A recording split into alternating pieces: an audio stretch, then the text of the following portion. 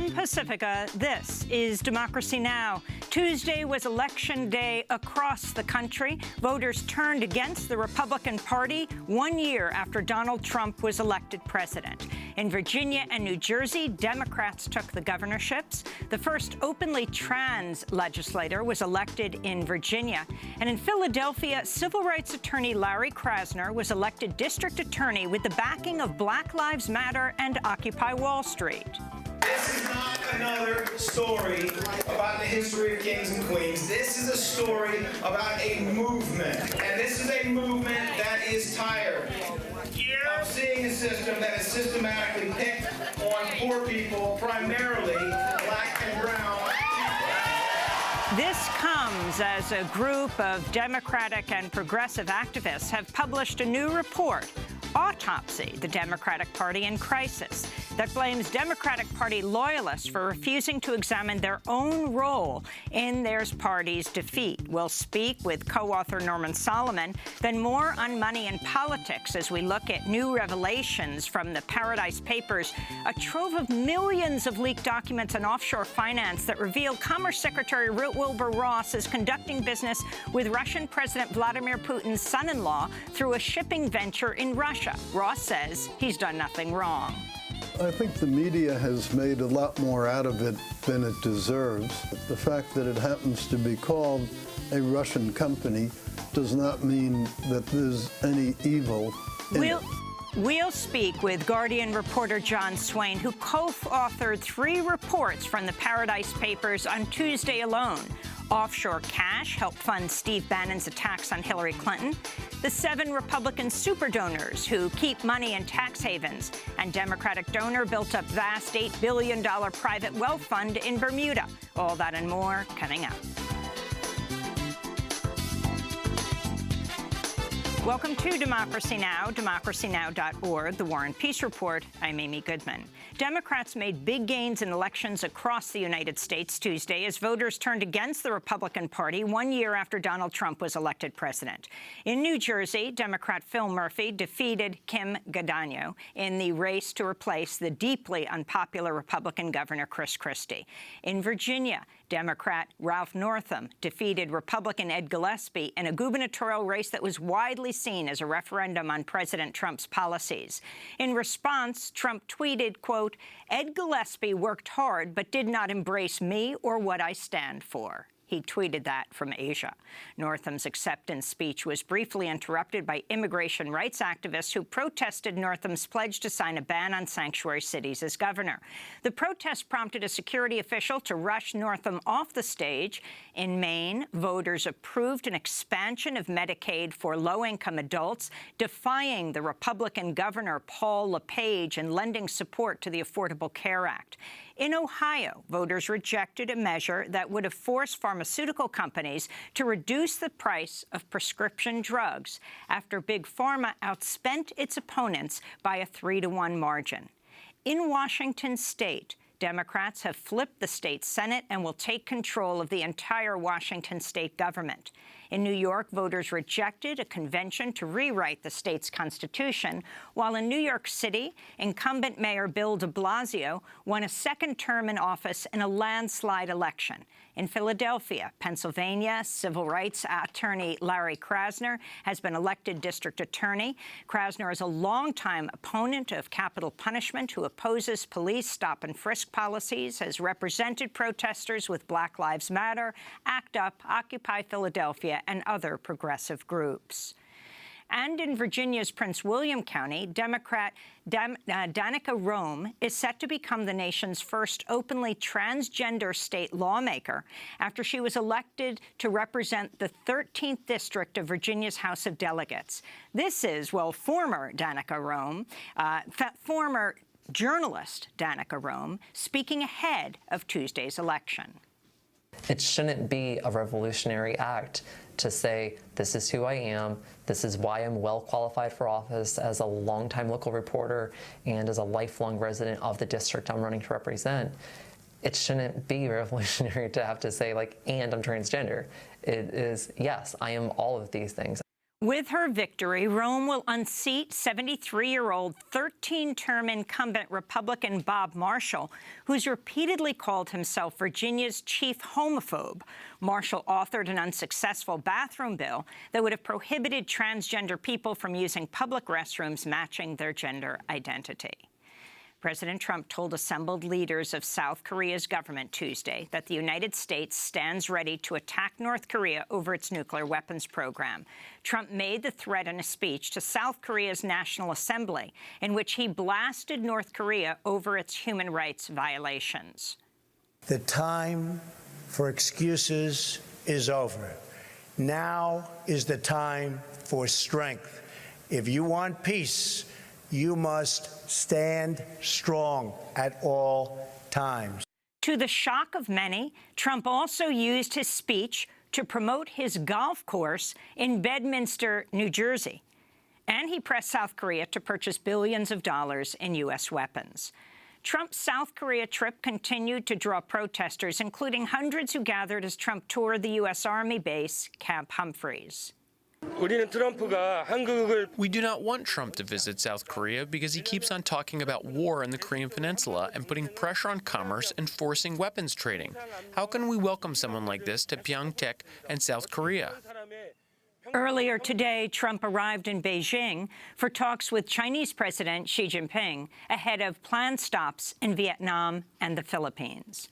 In Texas, new details have emerged revealing Devin Patrick Kelly, the gunman accused of massacring 26 worshipers and injuring 20 others at a church in Sutherland Springs last Sunday, once escaped from a psychiatric hospital, threatened to kill his superiors in the U.S. Air Force, and tried to smuggle firearms onto his base. Kelly's attempted escape in 2012 came as he was being held for repeatedly assaulting his wife and fracturing his stepson's skull, who was 18 months old. Despite these behaviors, Kelly was never placed on a list that would have prohibited him from purchasing the AR-15 semi-automatic assault rifle he used to carry out Sunday's massacre. In fact, a Newsweek report finds the Pentagon has reported that just one domestic abuser to the FBI's federal gun database. The disclosure came as Texas Republican Senator John Cornyn, a staunch gun rights advocate, said he'll introduce a bill that would strengthen the gun background check system.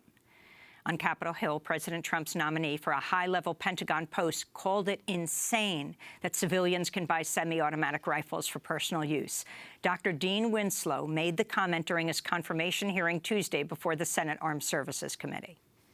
But I'd also like to, and I may get in trouble with other members of the committee, just say, how insane it is that in the United States of America, a civilian can go out and buy a semi-automatic assault rifle like an AR-15, which apparently was the weapon that was used. And I think that's an issue not as much for this committee, but elsewhere. So again, obviously, Dr. Winslow, I don't think that's your area of responsibility or expertise. That last voice was Republican Senator John McCain, chair of the Senate Armed Services Committee. New revelations from a massive trove of documents known as the Paradise Papers reveal Republican super donors who stored much of their wealth in offshore tax havens pumped more than $350 million into the 2016 election. Some are well-known backers of conservative causes, like casino magnate Sheldon Adelson and Charles and David Koch. Others have sought to keep their activities out of the public view, like Warren Stevens, the hidden co-owner of a payday lending company now under investigation for deceiving customers. And billionaire Robert Mercer and his family built a $60 million war chest for conservative causes inside their family foundation by using an offshore investment vehicle to avoid U.S. taxes. The Guardian traces the money directly to future White House chief strategist Steve Bannon of the far-right news outlet Breitbart Media.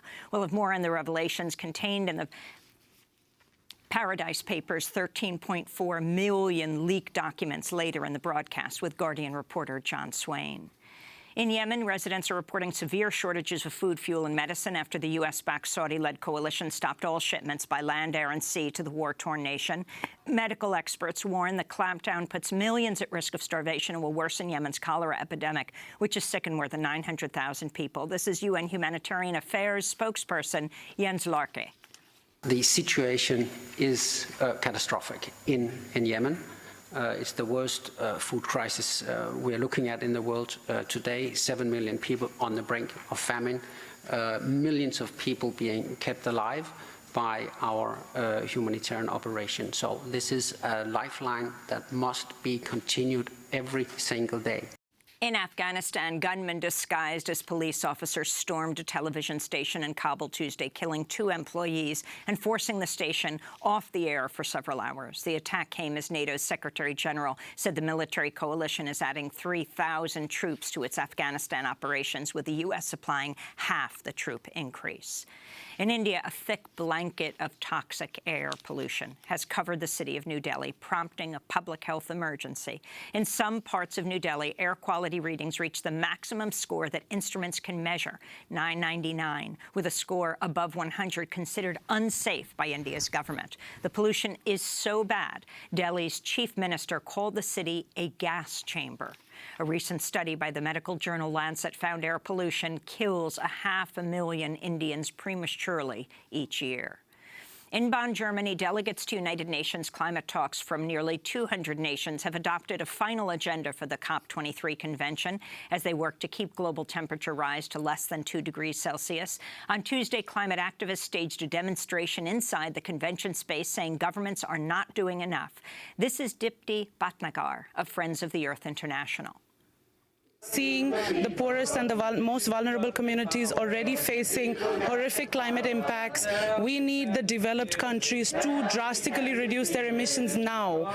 We need them to provide finance and means of implementation for us developing countries to be able to make the very much needed energy transformation. Democracy Now! Will be broadcasting live from the UN Climate Summit in Bonn all next week.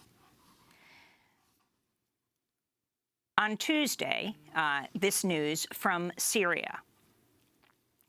Syria's government said it would sign the Paris Agreement on climate change. The move by President Bashar al-Assad's government further isolates President Donald Trump as he seeks to pull out of the deal. A withdrawal would make the U.S. the only nation on earth that's not a part of the landmark 2015 agreement.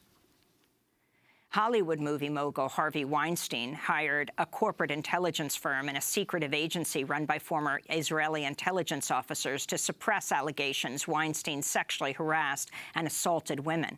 That's according to The New Yorker's Ronan Farrow, who reports one agent hired by Weinstein repeatedly met with the actor Rose McGowan, claiming to be a powerful executive launching an initiative to combat discrimination against women in the workplace. In fact, the agent was an undercover former officer with the Israeli Defense Forces and an employee of the firm Black Cube, who was seeking information on McGowan's contacts with the press. McGowan went on to tell reporters Weinstein raped her in a hotel room in 1997 at the Sundance Film Festival. In other instances, freelance journalists working for Weinstein called his alleged victims for interviews, only to report back on details of the conversations. Weinstein's operation was partly overseen by David Boies, a powerful lawyer known for representing Al Gore in the 2000 Florida election recount and for successfully arguing for marriage equality at the Supreme Court.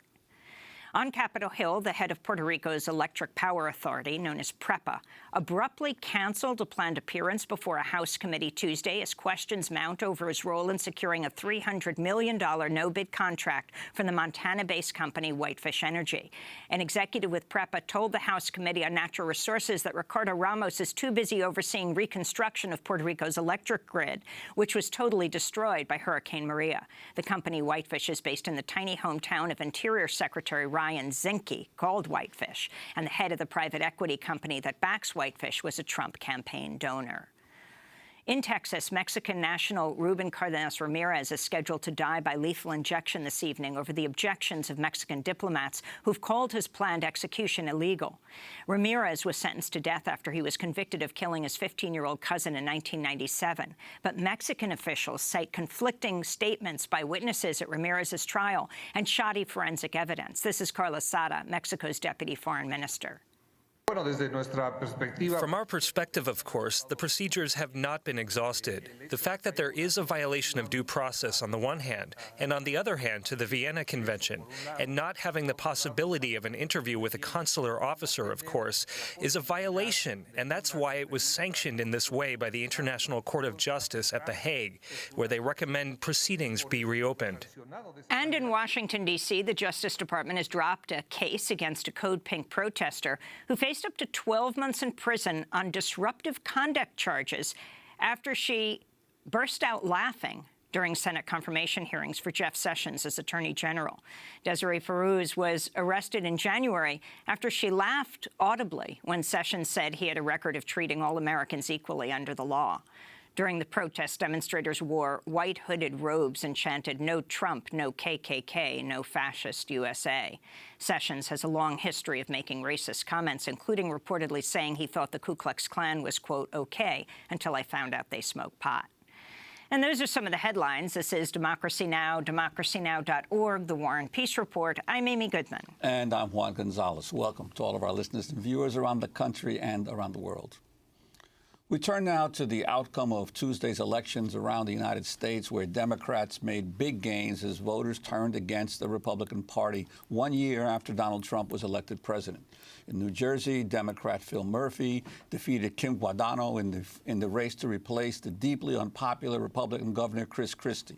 In Virginia, Democrat Ralph Northam defeated Republican Ed Gillespie in a gubernatorial race that was widely seen as a referendum on President Trump's policies. Northam addressed his supporters Tuesday night. We are back by popular demand. Virginia, we have witnessed yet another Democratic sweep today. You know, it was said that the eyes of the nation are now on the Commonwealth. Today, Virginians have answered and have spoken.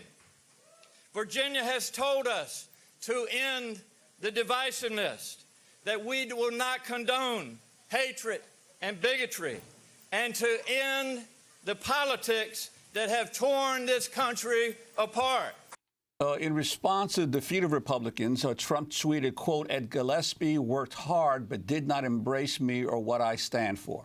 Northam's acceptance speech was briefly interrupted by immigration rights activists who protested Northam's pledge to sign a ban on sanctuary cities as governor. The protest prompted a security official to rush Northam off the stage. In Maine, voters approved an expansion of Medicaid for low-income adults, defying Republican Governor Paul LePage and lending support to the Affordable Care Act.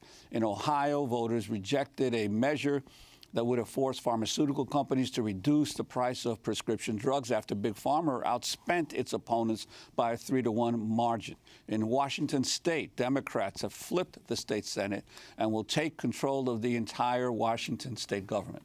Here in New York, voters rejected a convention to rewrite the state's constitution. And in New York City, incumbent Mayor Bill de Blasio won a second term in office in a landslide election. In Philadelphia, civil rights attorney Larry Krasner has been elected district attorney. Krasner, a longtime opponent of capital punishment who opposes police stop-and-frisk policies, has represented protesters with Black Lives Matter, ACT UP, Occupy Philadelphia, and other progressive groups. This is Krasner at his victory party on Tuesday night. This is a mandate for a movement that is loudly telling government what it wants. And what it wants is criminal justice reform in ways that require transformational change within the Philadelphia District Attorney's Office. This is a movement that says we are not just voters. We are the bosses who pay the taxes. That fund the salaries of the city workers. And we have every right to expect that we will get what we just told you we want, which is transformational change in criminal justice and in this district attorney's office. The Minneapolis City Council made history Tuesday night as voters elected the city's first transgender council member, making Andrea Jenkins the first transgender woman of color elected to public office in the nation. And in Virginia's Prince William County, Democrat journalist Danica Roem is set to become the nation's first openly transgender state lawmaker after she was elected to represent the 13th District of Virginia's House of Delegates. This is Roem speaking with a reporter after she won. On the trans part there, yeah, I am a transgender woman. We won because I am a transgender woman, because I am a reporter, because I am a lifelong resident of Manassas, because of my inherent identifiers, not despite them. I never ran away from them. I championed them, and because of that, yeah, Prince William County is now more inclusive than it was before this election. With her victory, Danica Roem will unseat 73-year-old, 13-term incumbent Republican Bob Marshall, who's repeatedly called himself Virginia's chief homophobe. Marshall authored an unsuccessful bathroom bill that would have prohibited transgender people from using public restrooms matching their gender identity. For more, we're joined by Norman Solomon, co-author of the new report, Autopsy, the Democratic Party in Crisis. He is co-founder of the online activist group RootsAction.org, author of many books, including War Made Easy, How Presidents and Pundits Keep Spinning Us to Death. Before we talk about your report, Norm, let's talk about the elections that just took place. Do you see this as a referendum on Donald Trump? Well, certainly he's back on his heels, and it's always good when the proponents of bigotry and racism and xenophobia are defeated. So in that sense, certainly we had a good night last night, and yet a very steep climb ahead with so much power vested in the right wing, corporate America, and the military throughout government agencies and the federal government, as well as most state governments. Juan, you've been closely following these elections all over the country. Well, I think some of the interesting things, and Norm, you may agree on this. First of all, in the Washington state result, where now Democrats are in control of both houses as well as the governor's chair, means that the entire west coast of the United States, Washington state, Oregon, and California, are all probably the bluest sections of the country, in that they're all have Democratic governors and Democratic legislatures.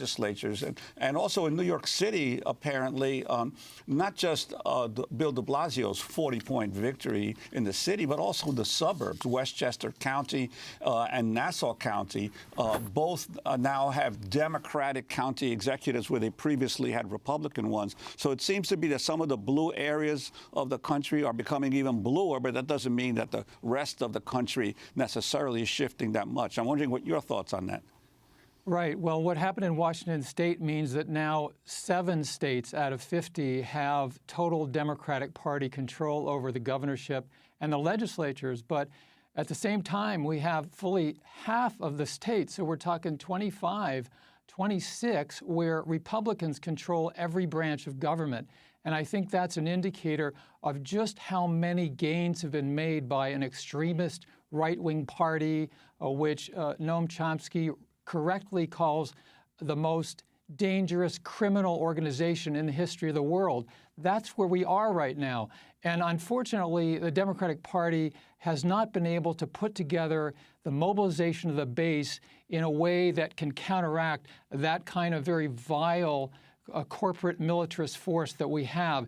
As a matter of fact, we have a situation where in the last 9 years, and this is particularly important because it spanned the entire Obama administration, there were 1,000 state legislative seats lost by Democrats to Republicans.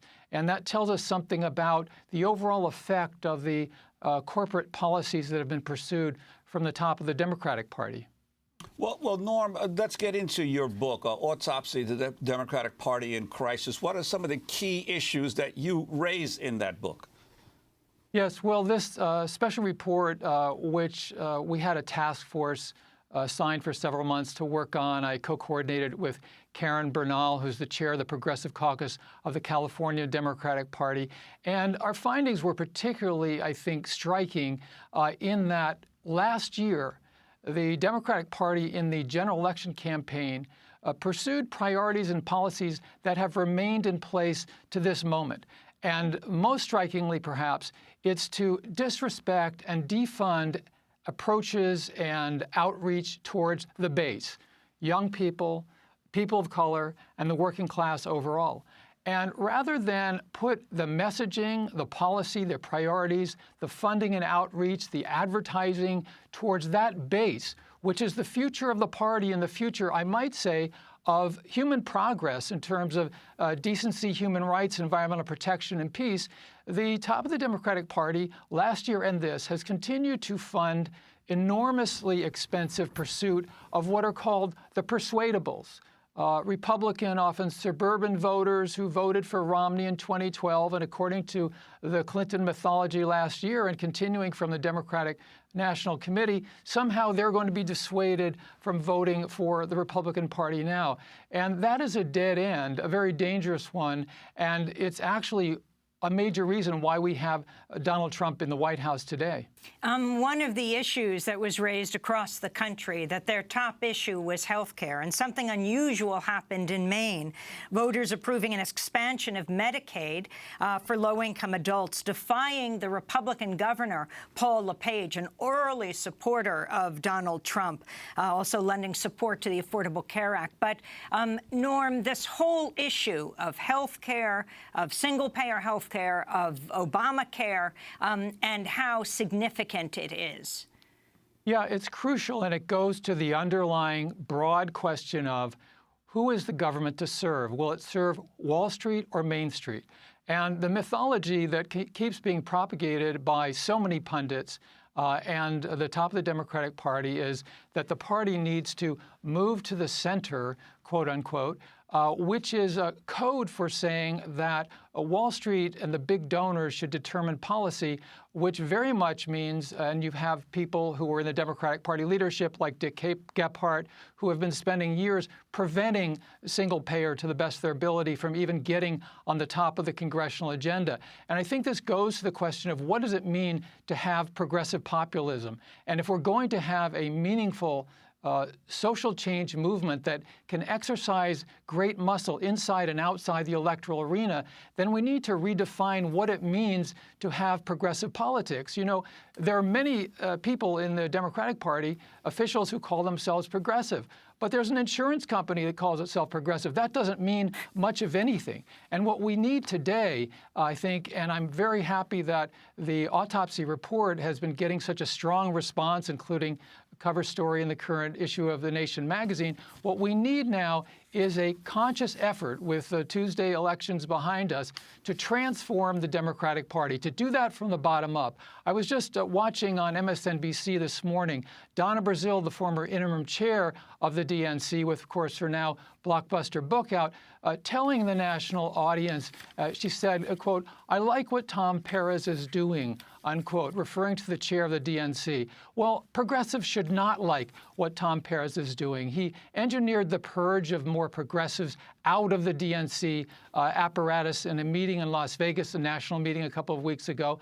There's a conscious effort to maintain the corporate control over the power. We can stop that. I think an uprising and a groundswell can transform this party to achieve the two goals that are spelled out in our autopsy. And by the way, anybody can download it. It's not copyrighted. Make any use of it you want at democraticautopsy.org. The first goal is to fight the right, the xenophobes, the racists, the misogynists, the Trump Republican Party. We've got to roll them back. We've got to defeat them. And the other goal is to advance progressive agendas. And we're told constantly by the mass media that those are in contradiction. You've got to moderate your message in order to defeat the Republicans. On the contrary, we've seen what happens when you send across a Wall Street moderate message, a conciliatory so-called centrist message.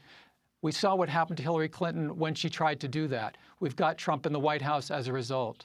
Norm, I wanted to ask you, you mentioned Donna Brazile and her recent statements about the unethical agreements that were made between the DNC and the Hillary Clinton campaign. Of course, Donna Brazile is a mainstream centrist Democrat, and yet she's suddenly now diming out her own DNC. Could you talk about that and your reaction to it?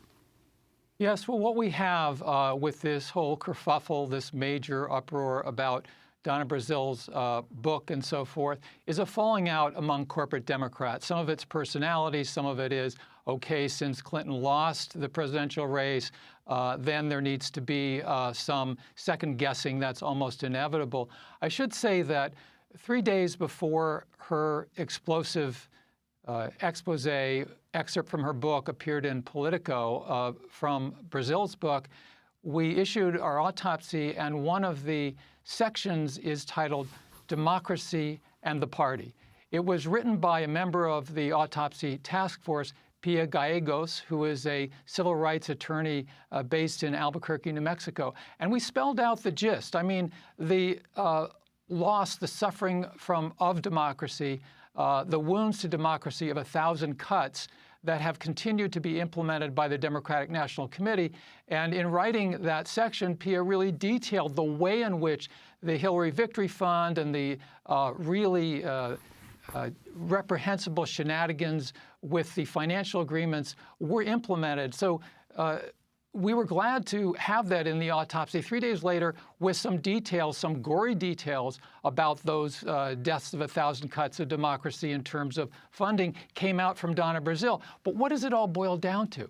It's a falling out among people who are basically on the same agenda, the same corporate page. To have Wall Street, you know, it's like serving two masters, but the real master is Wall Street, and then there are appeals to the base voters when election time comes around. So I would just sum up and say, yes, Donna Brazile provided some useful information. No, she's really not an ally of progressives. Well, let's go to Donna Brazile speaking on ABC's This Week with George Stephanopoulos to respond to the criticism she made in her book, Hacks. I wasn't a staff person. I did not work for the Hillary Clinton campaign.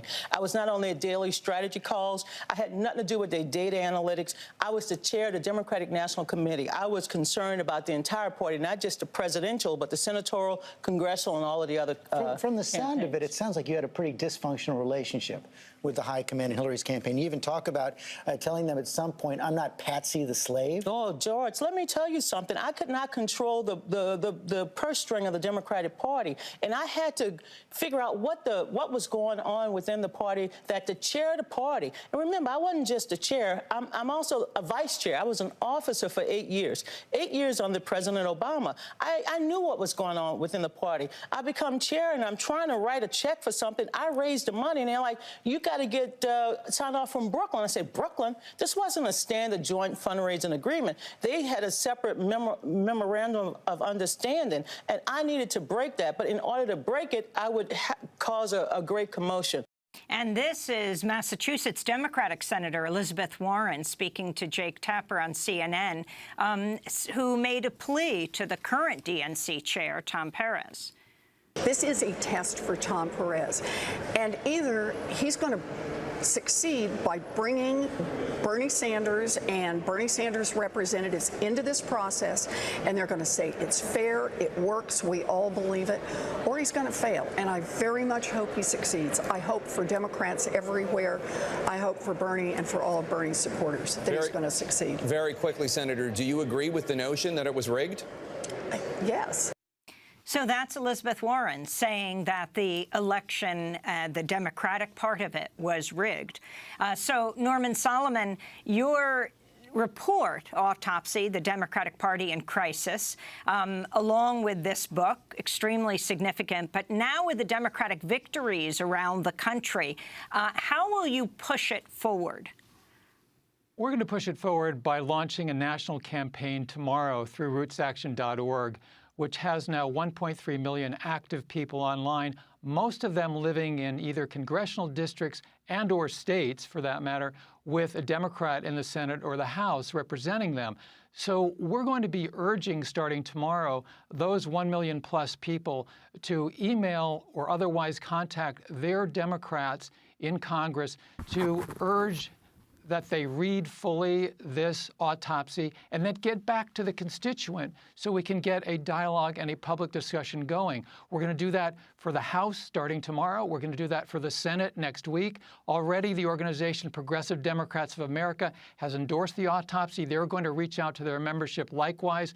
Now that the elections are over from yesterday, we're reaching out to many other groups who were preoccupied with Virginia. And also we're going to be going to literally thousands and thousands of legislative people around the country, people holding state legislative seats who are Democrats, likewise to say, here's the report, you can read it, let's talk about it. So this is an autopsy not to just be a report, but to be a catalyst and a tool and a nonviolent weapon, if you will, to help organize to transform the Democratic Party. Because as Elizabeth Warren, I think, was alluding to, this is a test for the leadership, among other things, of the Democratic National Committee. And frankly, so far, it has not passed the test. It continues to flunk.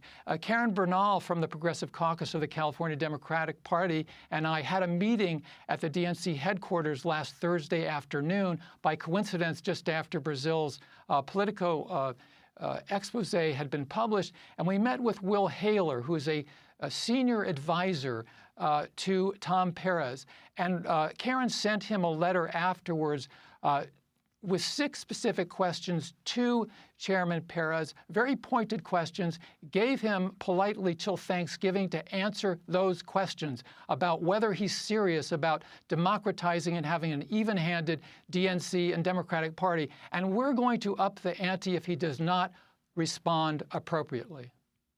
Is the deputy head of the Democratic National Committee. Do you feel that Keith Ellison makes a difference? Though he lost to Perez, he's really his deputy now at the DNC. Yes. Well, and Will Haler, who we met with, came in with Ellison, a longtime Ellison aide before that.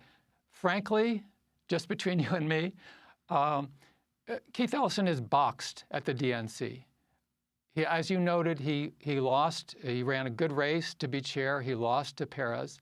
And he couldn't say no when he was invited to be a deputy. But it brought him inside the tent. And that put some limits on him in terms of being able to strongly critique what the DNC is doing.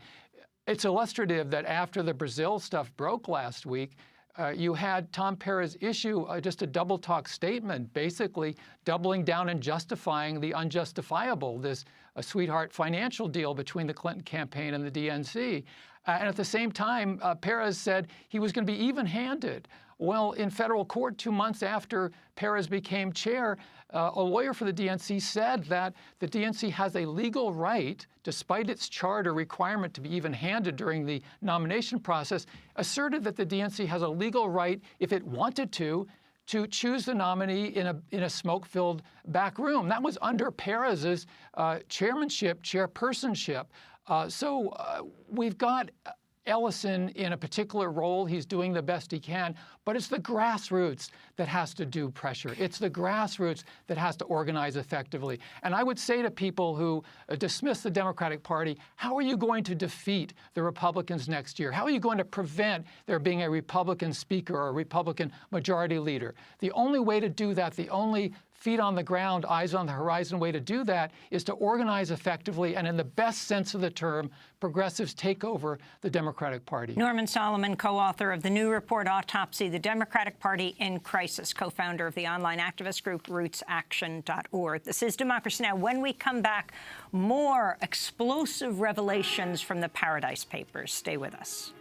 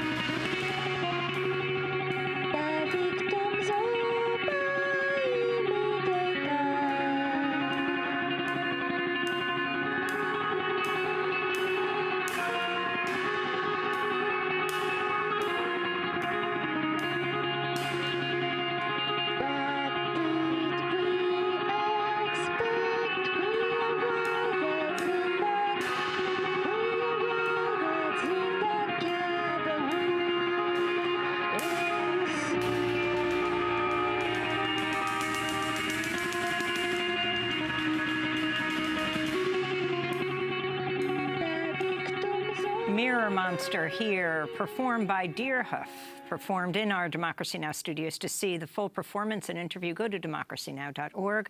I'm Amy Goodman with Juan Gonzalez. This is Democracy Now! Well, we continue to look at money and politics as we turn now to new revelations from the Paradise Papers, a trove of millions of leaked documents on offshore finance that are being reviewed by the International Consortium of Investigative Journalists and their partners. On Tuesday, The Guardian reported it had found 7 Republican superdonors in the papers who stored some of their fortunes offshore beyond the reach of public scrutiny and tax authorities. Together, the billionaires pumped more than $350 million into the 2016 election. Some are well-known backers of conservative causes like casino magnate Sheldon Adelson and Charles and David Koch. Others have sought to keep their activities out of public view, like Warren Stevens, the hidden co-owner of a payday lending company now under investigation for deceiving customers. The Guardian also published a report on a major Democratic donor, James Simons, who spent $11 million to back Hillary Clinton's 2016 presidential campaign. Simons is the founder of Renaissance Technologies, the world's most profitable hedge fund. Leaked records show he kept much of his $8 billion fortune in an offshore private wealth fund in Bermuda in order to avoid, quote, particularly severe U.S. tax bills that would be triggered if they tried to bring the funds on shore. Meanwhile, another report published Tuesday shows how billionaire Robert Mercer, who replaced Simons as head of Renaissance Technologies, and Mercer's family, built a $60 million war chest for conservative causes inside their family foundation by using an offshore investment vehicle to avoid U.S. taxes. The Guardian traces the money directly to future White House chief strategist Steve Bannon of the far-right news outlet Breitbart Media. This is New Yorker reporter Jane Mayer describing the instrumental role Robert Mercer and his daughter Rebecca played in Donald Trump's 2016 campaign. Bob Mercer wants to shrink the government down to the size of a pinhead. He has contempt for social services and for the people who need social services. He has been a power behind the scenes in Trump's campaign. He kind of rescued Trump's campaign in the end, he and his daughter. Rebecca Mercer, the daughter of this hedge fund tycoon, Bob Mercer, sort of cornered Trump and said, you know, we'd like to give money to your campaign. We'll back you, but you've got to try to, you know, stabilize it. And basically, she said, and I've got just the people for you to do the job. And they were political operatives who the Mercer family had been funding for a couple of years, the main one being Steve Bannon, who is now playing the role to Trump. He's the political strategist for Trump. That's the role he played for the Mercer family prior to doing it for Trump. So that was the New Yorker magazine's Jane Mayer describing the significance of the Mercers. For more, we're joined by John Swain, senior reporter for The Guardian, where he's part of the team publishing stories on the Paradise Papers. On Monday alone, he co-authored 3 reports. Offshore cash helped fund Steve Bannon's attacks on Hillary Clinton, the 7 Republican super donors who keep money in tax havens, and Democratic donor built up vast $8 billion private wealth fund in Bermuda. Welcome to Democracy Now! Thank you. Well, we just talked about Mercer, so let's continue with Mercer. Robert Mercer, the head of Renaissance Technologies, who's just basically been forced to step down from that role, though, of course. Talk about his wealth and his role in the election of Donald Trump. Robert Mercer has been a huge patron of Donald Trump. Before that, he was a huge patron of Ted Cruz. And one of the ways he's sought to back Donald Trump and to back Republican causes is through Steve Bannon. And so Robert Mercer and his daughter Rebecca have a family foundation based in New York. That makes investments through his successful hedge fund that you talked about. It should ordinarily be paying tax on the profits it makes from that hedge fund, but instead it routes those investments through Bermuda, and in doing so pays no tax. Takes that money, gives it to Steve Bannon through various conservative nonprofits. Steve Bannon produces books about Hillary Clinton, Clinton Cash, this book that did her so much damage in the campaign. He makes films with groups like Citizens United, Young America's Foundation. And what these documents show, what this leak shows, is that much of this money going into these ventures avoids U.S. tax. Well, and when you say it routes it through Bermuda, if it's a New York-based foundation, what is it, just keep the money in Bermuda or send it there? What's the mechanics and how it operates? It's a great question. Basically, this is all just on paper. Mm-hmm. Everything really that Renaissance Technologies does is a U.S. venture. They are based in New York, on Long Island, and in Manhattan. But on paper, they have these feeder funds, is what they call them, based in Bermuda. What that means is they pay an offshore boutique law firm to use their address, to use their premises as a registration address for their feeder funds in Bermuda.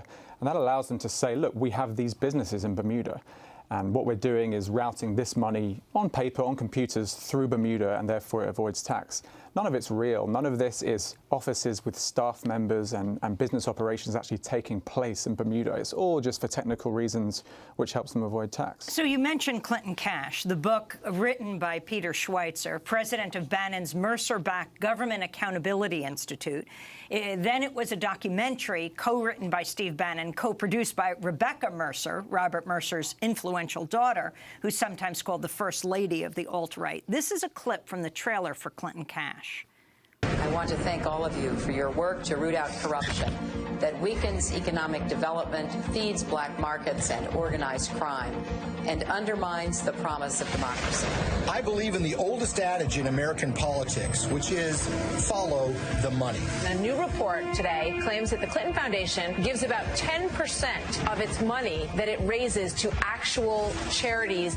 So talk about how seminal this book, then a film, and the Breitbart media empire, supported by the Mercers, how seminal it was in Trump's victory and in Hillary Clinton's defeat. I think it was really the first blow that Hillary Clinton took in her campaign. She just announced that she was running for president. This was May 2015. And this book arrived, Clinton Cash. It got a lot of mainstream media attention. Bannon and Schweitzer pushed it pretty hard into the mainstream. Breitbart supported it. Other outlets supported it. And it really painted the way that the Clinton Foundation was treated for the entire election campaign. And, you know, I think justifiably, a lot of Clinton supporters were pretty upset and pretty wounded by the fact that the Clintons, for all their, various problems that liberals have with them, their foundation did a lot of good work overseas. It was a philanthropic foundation at its heart.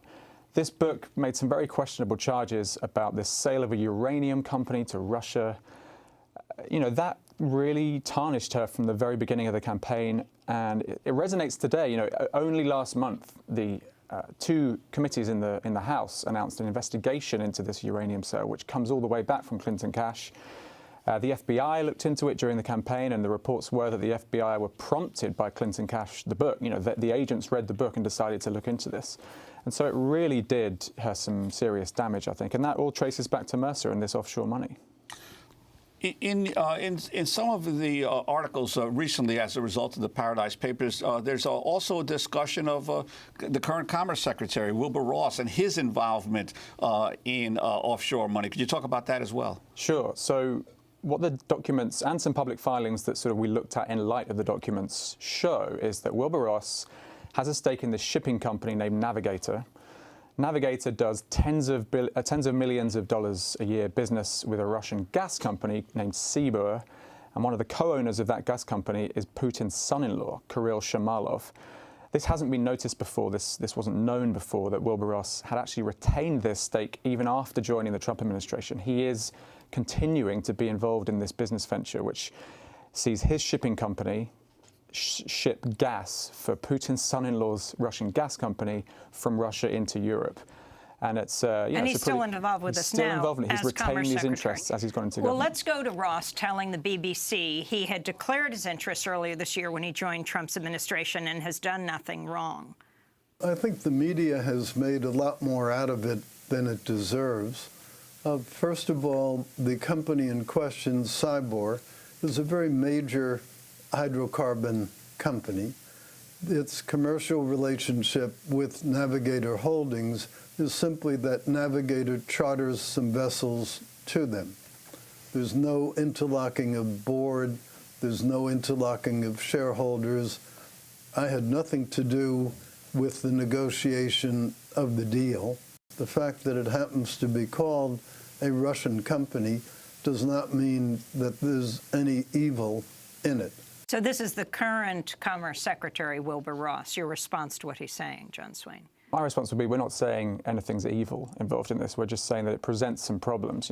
This is the Commerce Secretary of the United States.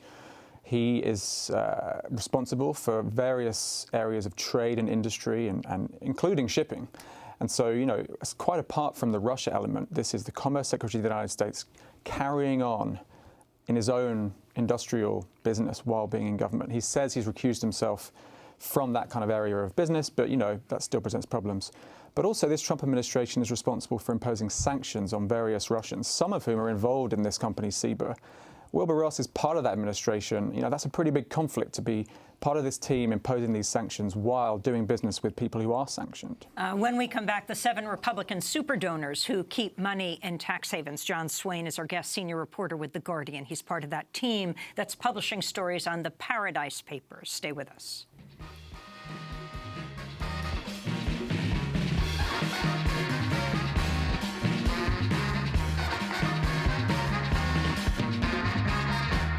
When I think of gold, Sundance are invoked in my heart.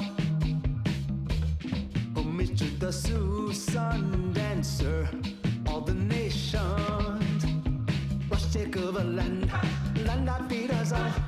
Rush onto weapon of the spaceman, of controlling of our resources. That's Gold Rush by Andy Ballas here on Democracy Now! I'm Amy Goodman with Juan Gonzalez. Our guest is John Swain, senior reporter for The Guardian, where he's part of the team that is publishing stories on the Paradise Papers. One of his new stories, the 7 Republican super donors who keep money in tax havens. Could you talk about that, John? Sure. I think one example from this story that is a particularly interesting case about money in politics today is this guy, Warren Stevens. He's not that well known. He's not your Kochs, the Adelsons, who are household names, perhaps. But he's very important. He gives a lot of money to Republican candidates. And what we found is he is the hidden co-owner of a payday lending company that is being sued by the federal government for allegedly exploiting customers, for overcharging them with loans, for deceiving them on how much their loans would cost. And unbeknownst to all of us, he's been a co-owner of one of these companies while backing Republicans who are seeking to bring down the regulator, the Consumer Financial Protection Bureau, that is taking this company to court. You know, it's a clear conflict. And before this leak arrived, we just didn't know that he was involved in it. And what about the major Democratic donor as well, who's Simons? So James Simons, we talked about Robert Mercer. James Simons took over, as you said, as head of Renaissance Technologies. Robert Mercer took over from James Simons at that hedge fund. James Simons founded it, and what we found in this leak is that since the 70s, he's been building a trust fund, a private wealth fund in Bermuda, which is this tax haven in the Atlantic Ocean. It's worth at least $8 billion, probably quite a lot more.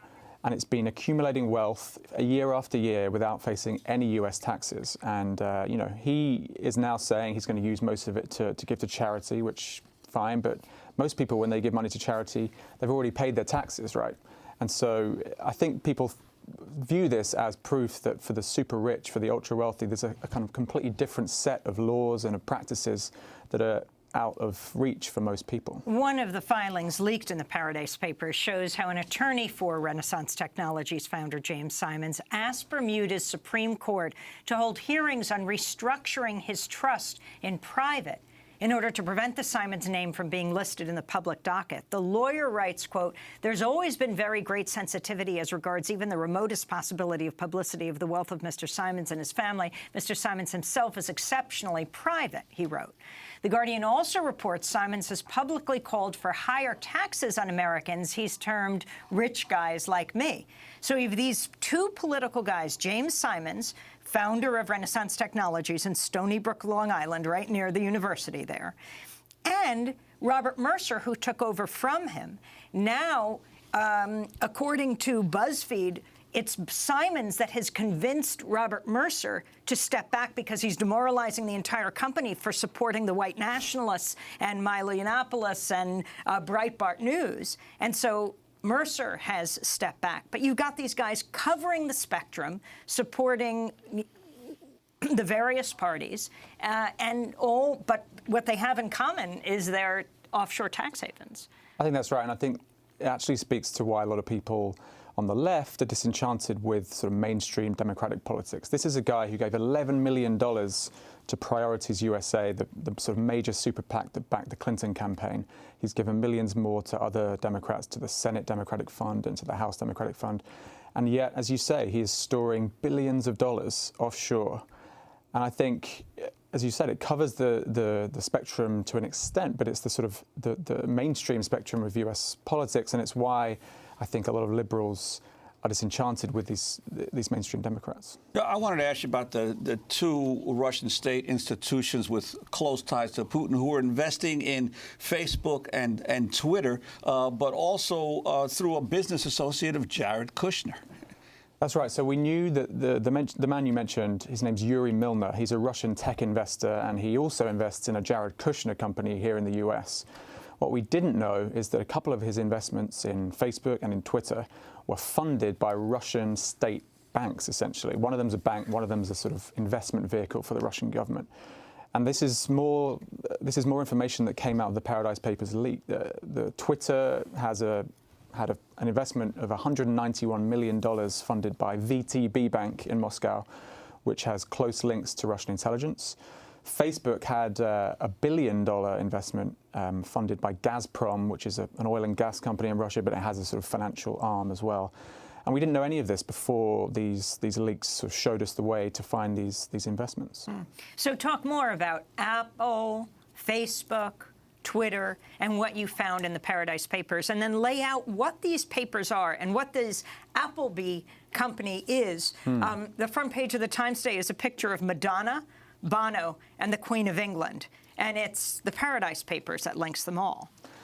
Appleby is the company at the center of this whole thing. They're a legal and accounting services firm. They have offices in Bermuda, in the Isle of Man, in tax havens all around the world, and what they do is basically they get paid by corporations and wealthy people to find the most tax efficient, as they say, areas to put their money. And the people who do this range from, as you say, the royal family in the UK to celebrities like Madonna to corporations like Apple, all of them paying very expensive lawyers and very expensive advisors to find the new tax loophole, essentially, around the world for them to park their funds. Apple, you know, one of the most popular ubiquitous companies of our time, parking tens of billions of dollars offshore rather than just bringing it into the US and paying taxes on it. You know, they're a US organization. They have employees using public services in California. They're an American corporation, and yet they decide that they're going to park all this money offshore. Well, Appleby, the company from which many of these documents come, has insisted that it's reviewed the allegations and is comfortable that there's nothing illegal that has occurred here. What about this issue of whether there's anything illegal happening in all of these exposés of the Paradise Papers? You know what, they're probably right. Probably the lion's share, there may be a few cases around the edges, the lion's share of this is going to be legal because this is the system that is in place where these loopholes, these offshore vehicles, and all these sort of systems and schemes are within the law. But as I say, they are the newest, sort of cleverest ways of exploiting the system. And these kinds of systems are just out of reach for normal people. Most people just get paid and pay their taxes. They can't find expensive lawyers to find them kind of clever loopholes in Bermuda or the Cayman Islands to just save a bit more money here, a bit more money there. And so, yeah, they're right. As far as they're concerned, they've done nothing wrong. This is what they do, if you like. We just have a minute to go, but your colleague, Ed Pilkington at The Guardian, has a new report out today. From Harvey Weinstein to Shakira, the celebrities with offshore interests, Martha Stewart, Madonna, Nicole Kidman, among those named in Paradise Papers documents. What about Harvey Weinstein?